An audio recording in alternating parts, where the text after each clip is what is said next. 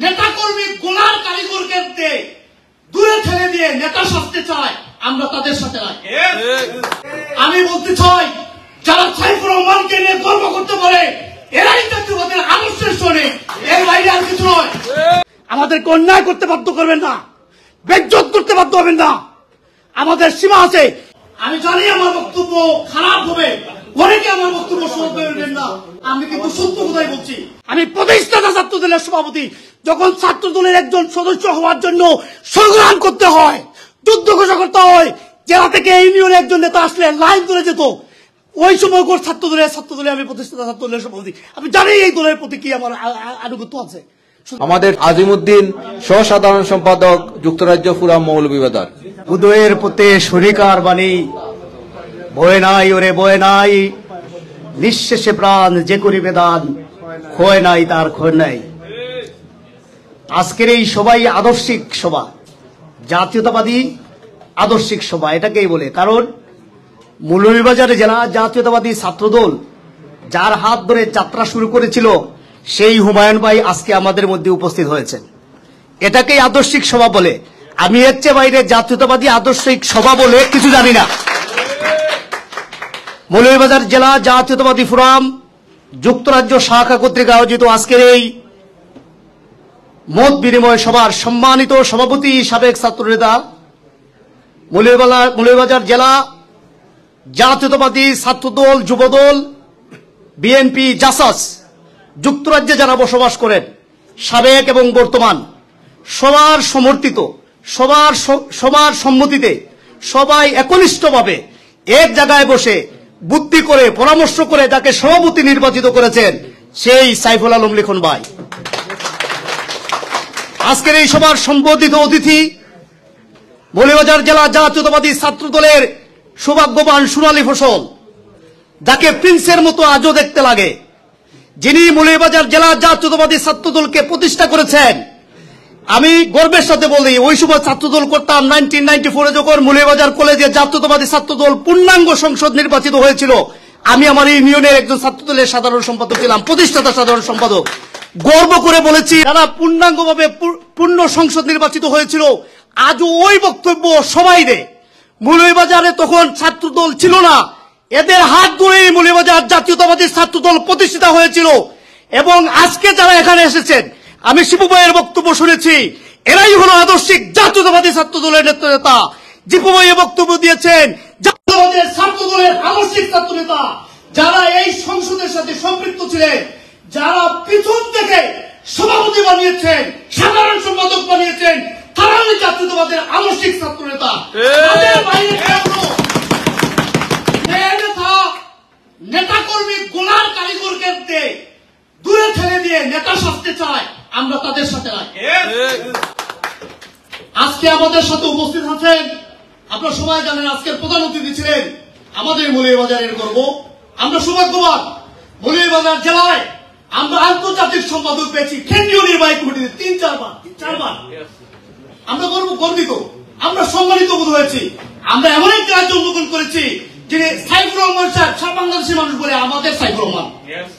আমার মনে আছে, ওনার সুযোগ্য সন্তান, মৌলভীবাজার জেলা বিএনপির সভাপতি, আমাদের এই গর্ব জনাব নাসির রহমান। একটি প্রোগ্রামে আমরা অনলাইনে করেছিলাম কোভিডের সময়, আমরা বলেছিলাম আমাদের সিলেটের গর্ব বলে, উনি বলেছিলেন নো, উনি বাংলাদেশের গর্ব, উনি আমাদের গর্ব হতে পারে, এটা আমাদের গোলের ভিতরে। কিন্তু আমরা যখন বক্তব্য দিব, সাইফুর রহমান সারা বাংলাদেশের, সারা পৃথিবীর গর্ব। সাইফুর রহমান আমাদের মুখ উজ্জ্বল করেছে। আমি বলতে চাই, যারা সাইফুর রহমানকে নিয়ে গর্ব করতে পারে এরাই জাতীয়তাবাদের আদর্শের শোনে, এর বাইরে আর কিছু নয়। আপনাদের মনে আছে, আজকের বিশেষ অতিথি যারা নাসির আহমদ শাহীনকে নিয়ে তুচ্ছ তাচ্ছিল্য করে তাদের মুখে আমি লাথি মারি, এই নেতা যুক্তরাজ্যের বিএনপির প্রথম কোন নেতা শেখ হাসিনার বিরুদ্ধে জাতীয় আদালতে গিয়ে তার বিরুদ্ধে মামলা করেছে। আপনি নেতা হতে চান, সুবিধা নিতে চান, আসুন। 14 বছর 15 বছর আমরা রাজনীতি করেছি, আপনারা অজু করে, তওবা করে, দুধ দিয়ে গোসল করে রাজনীতি থেকে বিদায় নিয়েছেন। আজকে দল 14 বছর আমাদের ফসল, আমরা আন্দোলন করেছি, ক্ষমতায় যেতে চাই না, দেশের মানুষের গণতন্ত্র প্রতিষ্ঠা করতে চাই। যখন সুবিধা আসতেছে, সুবিধায় পাক বসাতে চান, এর জন্য আমাদের সাথে কারাকারি, আমাদের সাথে করে লাভ নেই। আমরা ছোটবেলা থেকে রাজনীতি করে এসেছি, ছোটবেলা থেকে রাজনীতি করবো, মরার আগ পর্যন্ত এই দলের সাথে রাজনীতি করে যাবো ইনশাআল্লাহ। সুতরাং আমাদের সাথে নাসির আহমেদের সাথে তুচ্ছতাচ্ছিল্য করে লাভ নেই। নাসির আহমেদ সাহেবের একদিনে করে উঠে নয়। নাসির আহমেদের উপর আস্থা হয়েছে দেশনায়ক তারেক রহমান। তুমি ছুটি ফুটা 2-4 জন মিলে নাসির আহমেদ সাহেবের কিছু করতে পারবে না। আমরা আছে মৌলভীবাজার বসে আছি, এই নাসির আহমেদ সাহেব ইনশাআল্লাহ আমাদের মৌলভীবাজার আমি তাকে ধন্যবাদ জানাই। আজকের এই মৌলভীবাজার ফোরামের প্রোগ্রামে উপস্থিত হয়ে আমাদের আজকের এই ফোরামের সভাকে সাফল্যমণ্ডিত করার জন্য। আমাদের মধ্যে আমি আগেই বলেছি, কুমান ভাইয়ের কথা, জাকির ভাইয়ের কথা বলেছি, এখানে সেলিম ভাই মিশিগান বিএনপির ইতিহাস। আর আমাদের একই নির্বাচনী এলাকা, ওনার আব্বা প্রথম উপজেলা নির্বাচনে নির্বাচিত হওয়ার জন্য ওই মিছিলে আমিও ছিলাম। ওনাকে দেখেছি, খুব হ্যান্ডসাম ছিলেন, এখনো তো হ্যান্ডসাম লাগতেছে না, কিন্তু আগে কিন্তু চুল ছিল, গাড়ি দৌড়াতেন, অনেক টাকাওয়ালা ফ্যামিলির সন্তান, অনেক টাকাওয়ালার সন্তান। আমি জানি এরা ছাত্রদল করেছে, এরা বড়লেখা জুড়ি উপজেলায় ছাত্রদল প্রতিষ্ঠার সংগ্রামে অগ্রসৈনিক ছিল, আমরা পিছনে সারিতে ছিলাম। আমি সৌভাগ্যবান, আজকে ওনার সাথে আমার অনলাইনে কথা হয়, কিন্তু সরাসরি অনেকদিন কোন ধরনের কোন সভাসভা হয় নাই। আজকে সেলিম ভাই মিশিগান বিএনপির সাধারণ সম্পাদক নেতার সাথে প্রোগ্রাম করেছে, আস্থাভাজন, এটাকে আদর্শিক সভা বলে যারা ছাত্রদল করে এসে এখানে এসে উপস্থিত হয়েছে।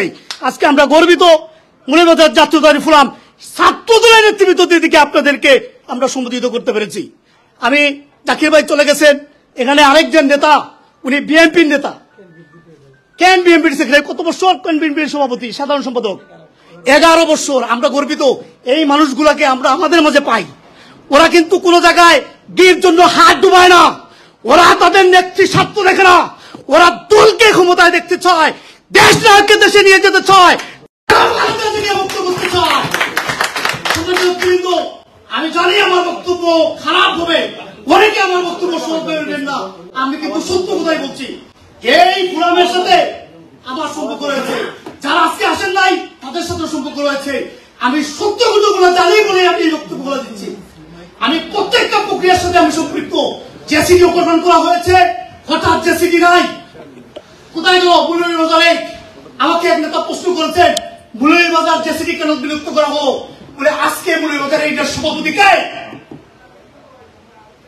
যদি জেসিডি বিলুপ্ত করা হয়, আমি 3 মাসে 10 টাকা করে দিয়েছি, কোন হিসাব নাই, কোন নিকাশ নাই, হঠাৎ জেসিডি বন্ধ করা হয়েছে।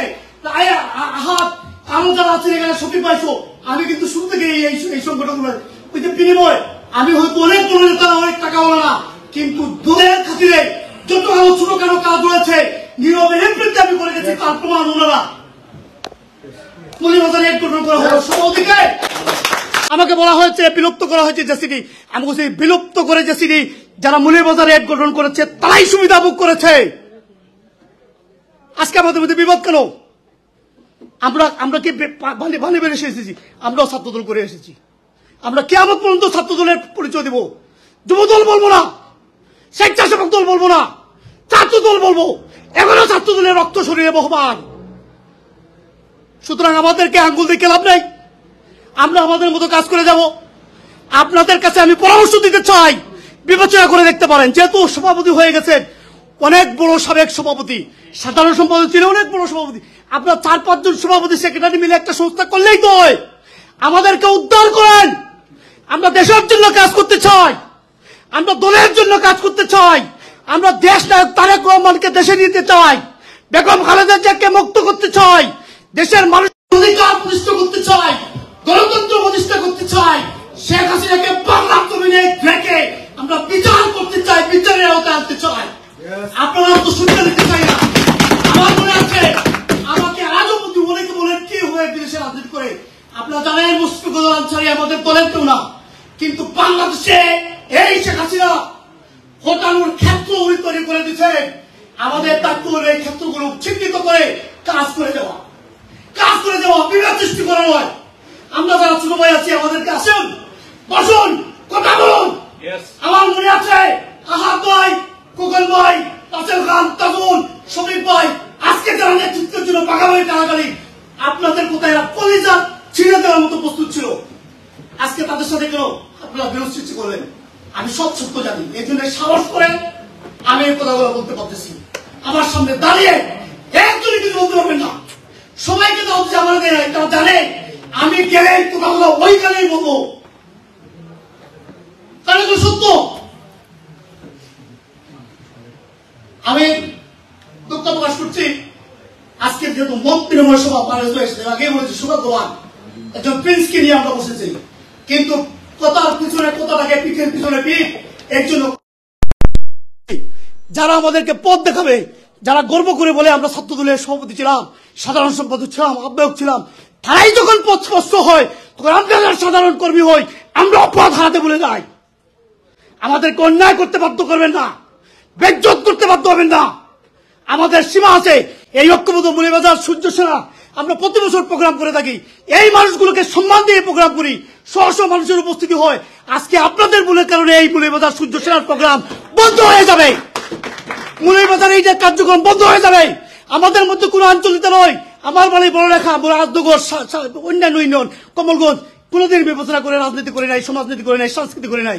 আমরা একই দলের মানুষ, একই এলাকার মানুষ। এরাই ছিল আমাদের মূল আদর্শ, এটাই ছিল আমাদের মূল লক্ষ্য, এবং এই অক্ষরে আমরা কাজ করে যাচ্ছি। সম্মানিত নেতৃবৃন্দ, এখানে আমার নেতা সরাসরি কাসিম হুসাইন। আমি বলতে চাই, কোন লোভ লালসা রাজনীতি আজিমউদ্দিন করে না।